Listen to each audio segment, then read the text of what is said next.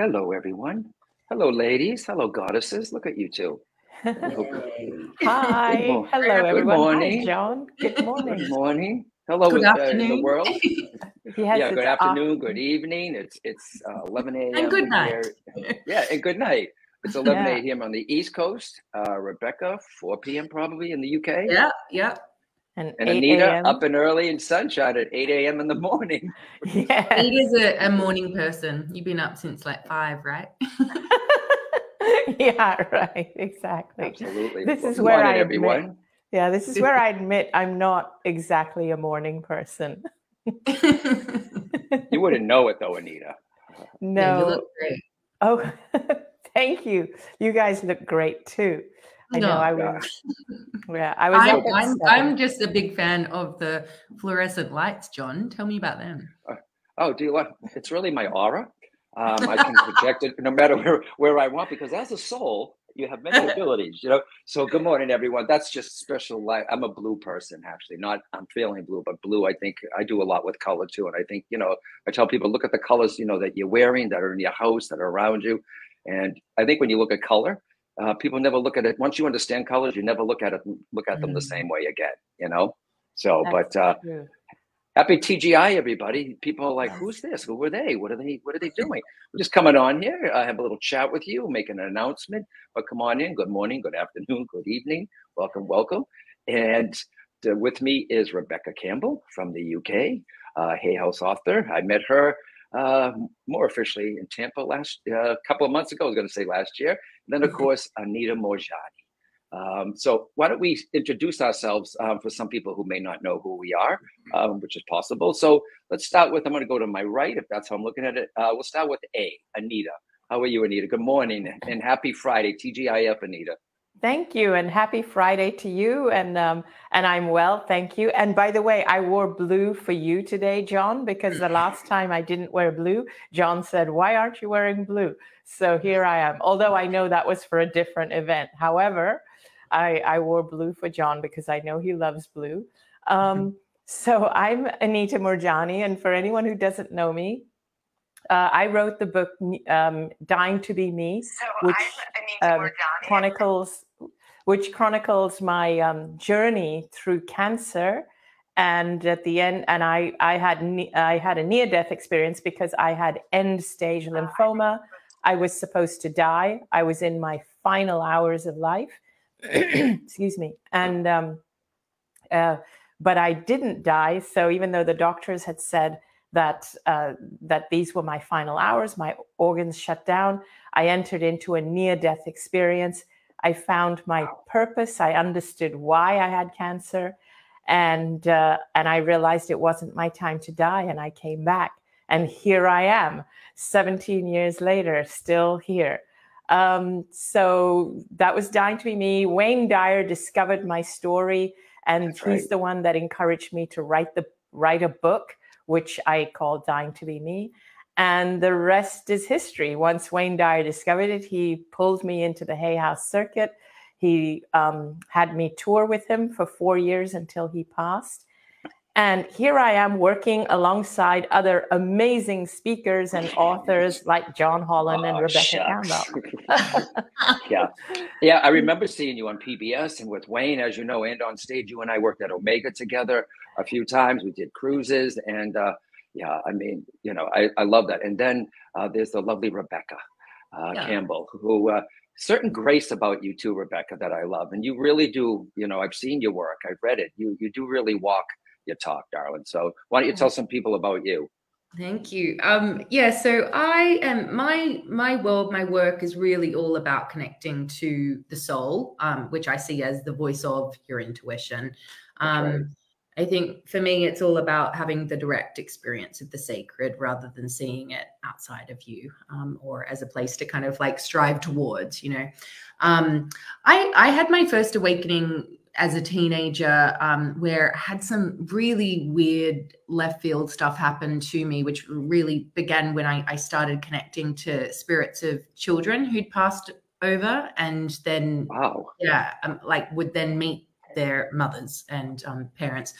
And so, yeah, wasn't raised particularly spiritual, but yeah, had these experiences that it was like, what is happening? And so, to be honest, like, it was really difficult for me to navigate, because it was like, there was really no one in my life that I could kind of connect with or who would understand it.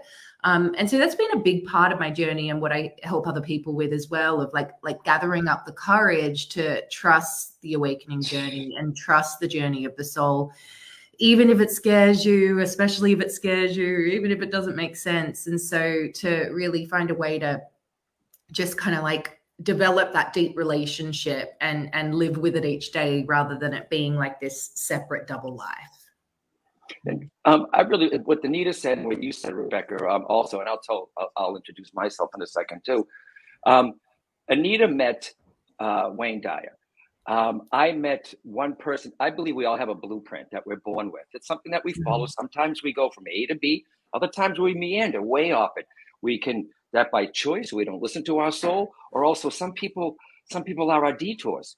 They may take us away from it. But I also believe that there are certain people in your life, and this goes to Wayne Dyer, maybe you too, Rebecca, that are placed there. That is the next match. So don't you feel that there were certain people, Anita, if you think back, not every person, but the key people, and I think it's like, is it a contract? Is it, I don't know, but there are certain people that when I followed my soul, and I love that, Rebecca, when you say intuition is the language of the soul, and I love you saying the whispers of your soul, because everyone thinks, you know, when I started doing mediumship in England, Rebecca, you know this, they said, before you start connecting to spirits and soul on the other side, get to know your own soul first. And they teach you to sit in the power of your own soul. So when I started mediumship and the training, I started learning all about the soul, so much more.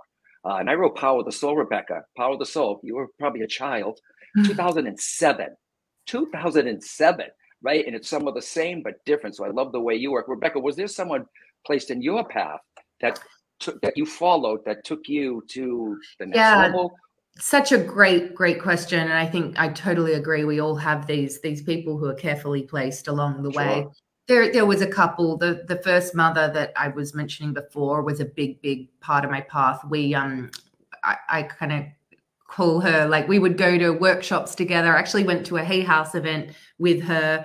And I remember seeing probably you on stage, John, but I know like loads of Hay House authors were there. And I remember her leaning into my ear and saying, that'll be you up there one day. And I'd never even thought of that, you know, and yeah. And so she was definitely an important person.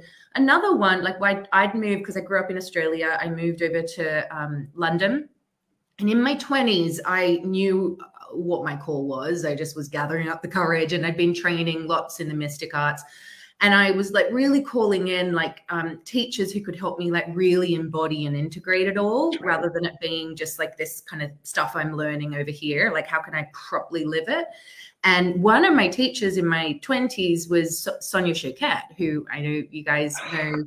Trust your vibes. Yeah, exactly. And so Sonia was a really big role model and helper on my journey, for sure, through my 20s, from my early 20s on. Yeah.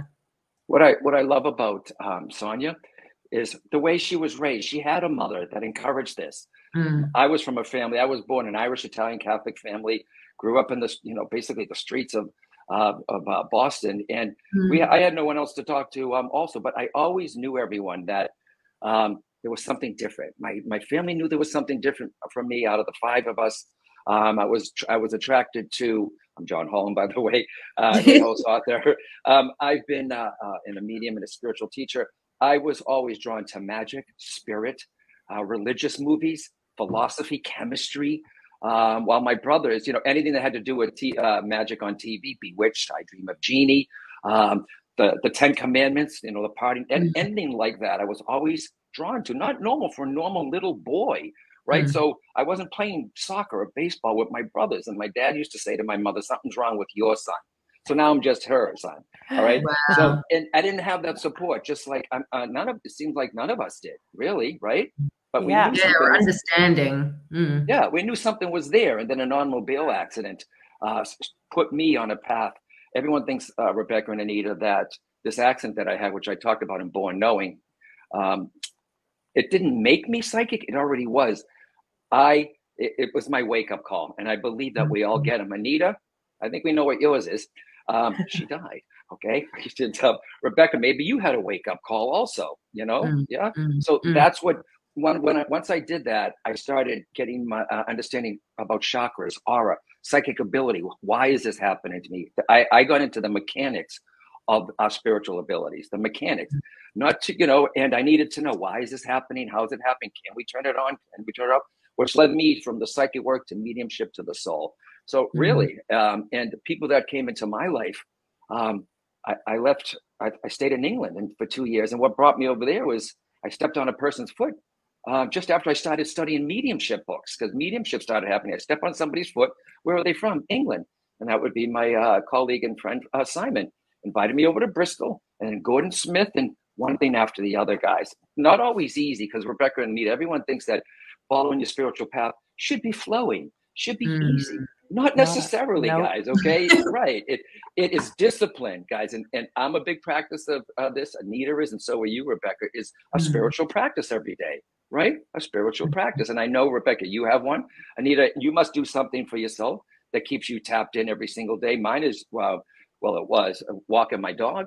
But I still go to the park. I still do intuitive walks in nature. How about you, Rebecca? What do you have a specific spiritual practice? And this is some advice for you guys also, because the outside world, there's a lot happening, guys, right? There's a lot happening. A lot of institutions are unstable, from government to finances to the weather, right? But one thing remains constant that doesn't change, that's always been there, is our soul, right? But the outside world tries to pull us away from that. What do you do, Rebecca, to remind you every day?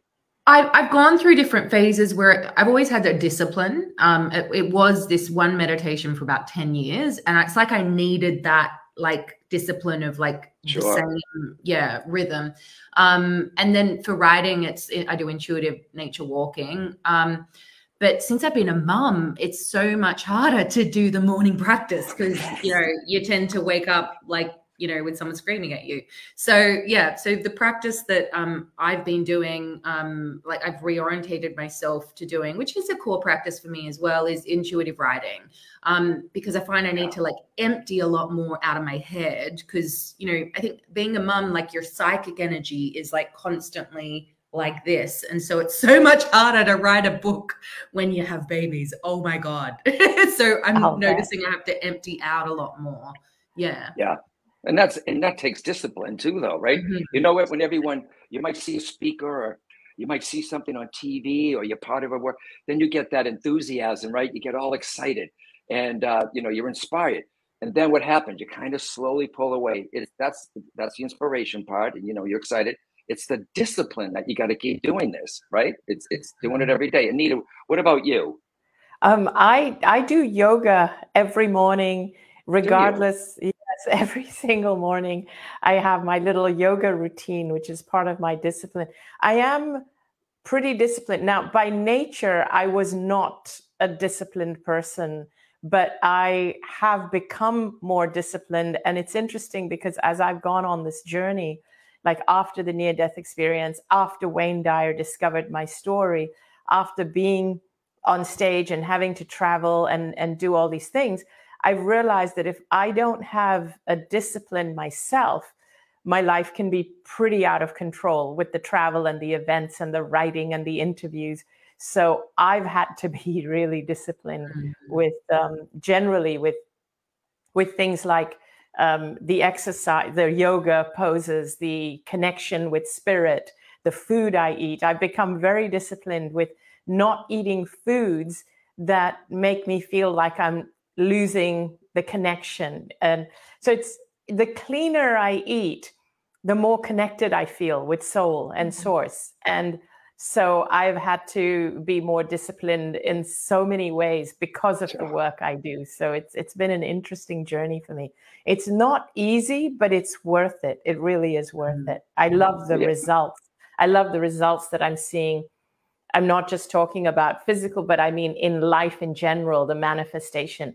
But again, it's not easy. You still get the challenges, but you have to look at the challenges as wake-up calls, because I noticed that a lot of us, myself included, the past me included, is that when we get challenges, we think that we start to think negative thoughts like, oh my gosh, am I done? Is this going to kill me? And so, but we have to think in terms of, this is a wake-up call, or ask ourselves, okay, right. Is this an exit point, or is this a wake-up call? Mm-hmm. And it can be anything from getting fired from a job to getting an illness or a separation or divorce or anything like that. Like, is this a point where it's downhill from here, or is this a wake-up call? It's my soul telling me that there is something more that I need to do or let go of or pursue. So I've started to take all these challenges as wake-up calls, and that's actually what's changed my life. Brilliant. And I think too, when COVID happened, every spiritual tool I had, everything that I've ever learned, everything I've written, everything that I went out the window. And like everybody, there's panic, there was worry, but I think all three of us and many of, our colleagues and some of you who are watching, if you have a question, guys, you can pop it in here. You want to ask us, the lovely angel in the background, we'll show it there if it's something that we're talking about. I think that, oh God, what was I just saying? COVID. You said COVID, yes, everything went out the window. This has to do with spiritual practice, but because we have, and I heard a speaker talk about this, a tree goes over in his yard, and one didn't. There was a storm, and then this one, he said, well, why didn't that tree go down? He says, because it has deeper roots. Just like with your spiritual practice, the more you do it, the roots get deeper and deeper. So when you do have something that happens in your life, whether it's a breakup or a job loss or something that's happening in the world, you have those deep roots. Your tree, you are not going to fall over. So because of, I had spiritual practice and a belief, guys, okay? Some people never come back to it after a trauma. It took 3 weeks, but I came back. And the more spiritual practice you have every day, the stronger you're going to be connected. And so that person that talks about you, you're not going to let it blow you over. Something happens around you or break up, or it won't break you. Always go back to your spiritual practice. Yeah? Yes, exactly right. Yep. So I see everybody here too, from all over the place, Guatemala. There's people, someone's talking about Hawaii when something happens in the world, Anita, right?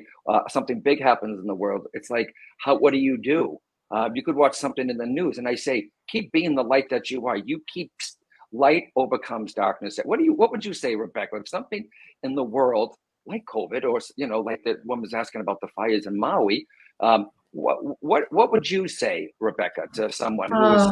I mean, this is like the big question of these times, isn't it? And I suppose any time really, but I think it's so easy to go into overwhelm and feel helpless and like, what difference can I possibly make? I think the thing that I'm doing, the question I'm constantly living into is, anytime something like that does happen, like tuning in and being like, what is the most right, helpful action that I can take?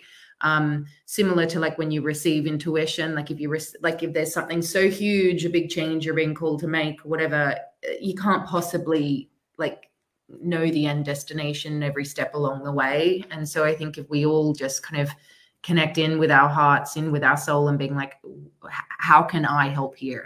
What's one practical thing that I can do today? And maybe that's donating money, or maybe that's reaching out to family who's there, or yeah, because I think like you said, Rebecca, some people might say, I'm just one person. What difference can I make? Are you kidding me? One kind act creates a ripple effect. I say this all the time. One kind act creates a ripple effect that reaches farther than you could ever imagine. You do matter. So imagine if everyone was like that. I mean, what we could magnify. And I really do believe in the healing power of prayer and good intentions. Anita, what about you when something happens?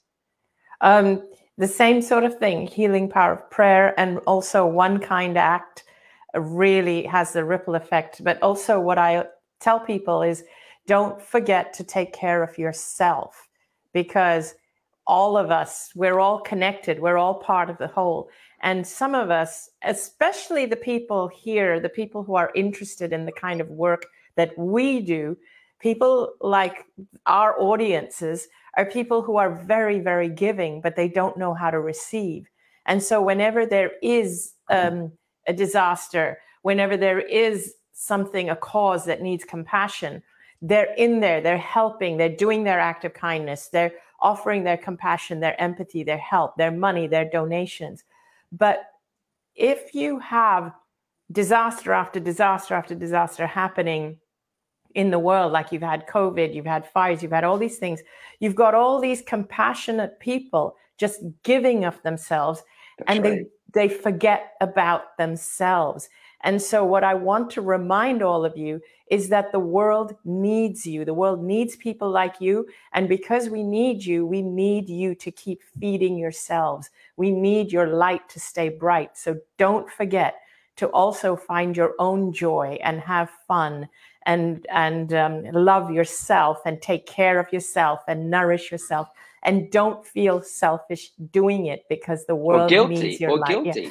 Exactly. Don't feel guilty doing it, even if other people are suffering, because the world needs your light. So stay bright by feeding yourself. God, there's a t-shirt. It's a great t-shirt. Okay. How about here? Can we feel the soul inside us with regular practice of meditation? What's the real way of doing meditation? Can we feel the soul? Well, Rebecca, you could. I want to go this. I mean, I personally think there's no wrong way. It's just whatever like works best for you. What works best for me is going into deep receiving kind of rest mode. That's best for me because I can go into overdrive and have quite a busy mind and all that. Just stilling my mind is not the type of meditation that fills me up the most. I tend to lay down when I meditate, which is, I know most people are like, no, you got to have a straight spine and you got to do this and this. I don't do that. I basically go into, how deeply can I rest my body into the earth? And I imagine slowing down to the pace of the earth and being cradled by the earth. Over the years, that's been the one that rejuvenates me the most. But yeah, I think we're all different. And I think we go through different phases as well. So yeah, try a whole lot of different types of meditation and then just pick one. Don't go into overwhelm being like, oh, I don't want to make the wrong decision. Try a couple for a week and then just say, I'm going to pick one. It doesn't matter. There's no right or wrong. That's the one I'm going to do, and try that for 7 days. And I think the more you show up to the same one, the more rhythm and repetition you get, and the easier it will be to drop in when you're in it. Yeah, because there was this all kinds of different meditations, and your body will try to stop you, especially if you're not used to it. There's the twitches about this walking meditation. There's looking at saying a mantra. There's looking at a mandala. There's many different ways. But Hermit, always remember, you are a soul that comes with a body, not a body that comes with a soul. So when you say the soul inside us, a piece of it is there. The rest of it is here. The bigger part of you is around us. It's not all contained in here, and I think it's multidimensional. And we'll be talking about that too at the conference that we're doing. And one practice that I like to do that I'd like to lead people with too is and Rebecca, you being a mother, so of course you're going to sink into that ground, right, into the earth. But when you just wake up, right, this is true. You're coming from that beautiful slumber, that place that maybe you had a dream, and you have to realize your spirit was over on the other side too, rejuvenating. You're still connected to the other side, and it's rejuvenating there, and also your body. But you just come from that place, and then some people have this right beside their bed, and I know it can be an alarm. If it is beside your bed, try to have a soft alarm. But I don't sleep with the phone in my room. Too many people will wake up and they'll just grab the phone and they'll start scrolling Instagram, which I love. Okay, Facebook or texting or whatever. So from that beautiful place, you're throwing yourself into the physical world, and you haven't even touched the floor yet, guys. So there's a lot of stuff on here. So I say, do this, okay? And this is for this gentleman who asked about the soul. Here's one tip. All right, always acknowledge, I am soul. You are soul. Just you can center yourself by saying it. But before you reach for the phone, I say this, put your hands on your heart and just say, I am a soul. Know who you are first. Project an intention into the day. Peace, love, abundance, prosperity. Before it projected into the day, because it's a good vibe. So I always say, before you reach for your outer technology, reach for your inner technology. You like that? And I always say that, John Holland, copyright. It came to me one day. It was given. Before you reach for your outer technology, just tap in and just honor your soul first. right? Anita, what would you say, Yes. a practical tip before, for everyone who is listening, to start the day? Yours is yoga. Yes. So, To connect. So to connect, yeah, mine is yoga to connect. But the other thing I just want to say also, just to add to what you're saying, when I did cross over to the other side, I realized that our physical bodies are just the tip of the iceberg. The soul is the much greater part of us. And we're conditioned to believe that the physical body is the main show, but it's not. The soul is what's actually driving the show. And the soul is huge. It's humongous. It's powerful. It's all of those things. So for me, when I do the yoga, it is about connecting with the soul. It's about connecting with that part of me that I can't physically see, that is actually so much more powerful, bigger, and greater than my physical body. And that's what I want people to know. I want you to know that who you really are is far greater than that physical body. And it has this huge outreach that touches other people. It touches other people's souls. And that's how telepathy and intuition and all that works. But just trust it. You have this part of you that is so much bigger than who you think you are. I can't wait to meet. We will. There should be. Unfortunately, there's a fourth speaker here too, Shelley A. We have the continuity of the soul. We have soul survival, tapping into the soul, past lives. And there's a lovely woman at Omega. She called me, and I used to do a thing called Soul Survival with Brian Weiss, Raymond Moody, sometimes Suzanne Northrup or Alberto Volato, Joan Borisenko. There was always four speakers about the continuity and the power of the soul. And so it was a great weekend. So Carol at Omega said, how do you think about, because it's been a number of years, how do you feel about bringing back Soul Survival? And I said, fine. And I said, I think I know exactly who could teach it with us or teach it with me. So that's what we're doing, Soul Survival, September 8th through the 10th. But it's changed up a little. It's Soul Survival, the joy within, learning how to tap into the soul. Where is the soul? Your soul purpose, your soul gifts, bringing them forward. Anita talking about the other side. And I love, Anita, that you say you don't have to die to know the wisdom and what she learned, those important lessons that helps us here as a soul living now.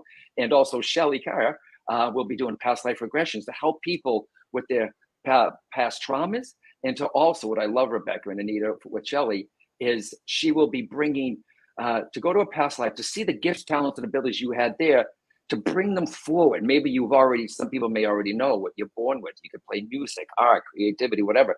So doing that. So between the past life regression, Anita talking about the other side, Rebecca listening to the whispers of your soul and how to tap in. And I'm going to teach soul senses, which is a psychic ability, because we're powerful as souls. We forget it. It's not just this mist that hangs in heaven, right? There's power to our soul, right? There's abilities, there's talents, there's a blueprint, there's purpose. I'm getting so excited about this. And at the end, I'll end with the mediumship demonstration, using my gift, my ability to share with others, because that's what I think it is. Once you find your purpose, like, for you too, and for Shelley, and you share it with others, I feel like that's a big part of us doing what we're here, what we're meant to do here. And I really believe this, each and every one of us, if you're here watching this, which you are, we're all born with that seed of that's that talent, that ability. So you do matter, everyone. So let us help you tap into that. So the four of us, Soul Survival, September 8th through the 10th in Rhinebeck, New York. And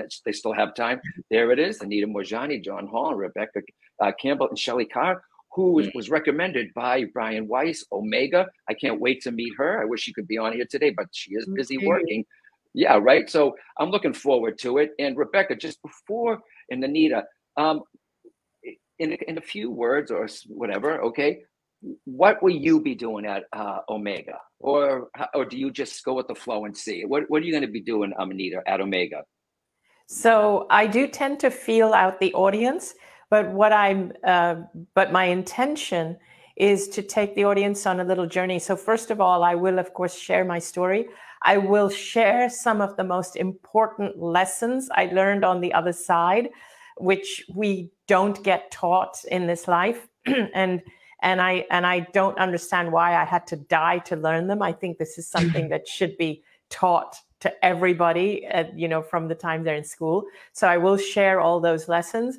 And then I hope to take you all on a little journey, probably for 20 to 30 minutes, where you can get a glimpse of what I experienced. And so it'll be a deep meditative journey where I will speak and just guide you through the journey, and where you can receive some insights from the other side. Because for me, being on the other side, having that near-death experience gave me a tremendous amount of information, clarity, insights. And that's what I would love to try and recreate for you. Rebecca? Amazing. Well, look, I'm the last speaker on the last day. Yay! And so I'm sensing that the main, I'm going to be bringing it all together. My main intention is to connect you with the wisdom of why you chose to come. So the part of you that chose to be here in this life, in this body, in this planet at this time, and to properly, directly experience that and receive clear guidance on how you can step more into your gifts, how you can live like your soul is leading you every step of every day. And yeah, I sense that a big part of it's going to be all of the amazing insights that everyone will have gotten from all of the speakers, how we're being called to embody it and integrate it. Because I know sometimes when you go to these amazing events like this, it's just like, oh my gosh, so much inspiration. My life has changed, but what's the one thing that you can take away to properly integrate it? Because, you know, all the intuition and insights in the world are pointless unless we act on them. So yeah, that's what I'm going to be bringing, I think. That's brilliant. Yeah, with Anita Moorjani, she started off, and then Shelley will do the past life regressions.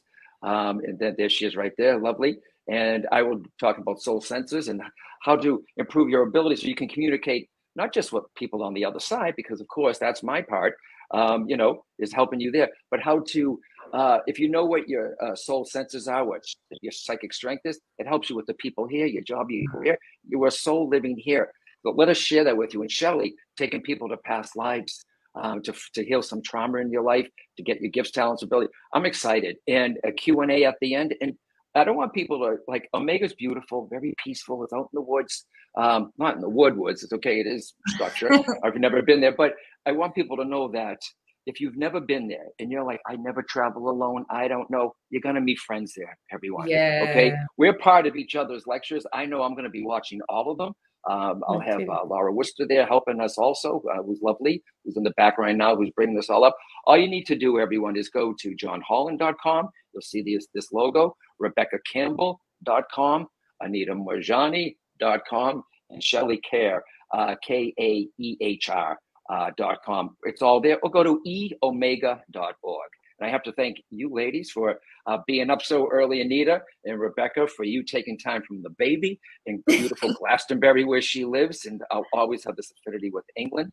And I look forward to September 8th through the 10th, Soul Survival, Awakening the Joy Within. And I'm so excited. I wish we could just go tomorrow. All right. Yay, but I know. Yeah, okay. I've been so excited since you invited me, John. Thanks for just creating this thing. And I can't wait to meet you, Anita. We've never met in person. It's going to be amazing all being in the room together. And how lucky am I as a guy, right? I'm surrounded by all weekend, all right? So that's like I said, everyone, Soul Survival, September 8th through the 10th, Awakening the Joy Within. I'm very excited. There's still time to go. There's still time to sign up. Go there, look at it. It gives a breakdown of what we're doing. And I say this, today, do one kind act, because it will create a ripple effect that reaches farther than you could ever imagine. And don't forget, before you reach for your outer technology, reach for your inner technology. Rebecca Campbell, I love you. Love your oracles, Oracle deck, Starseed, and your book, Rise, Sister, Rise. And Anita, Dying to Be Me. That's just one of your many books.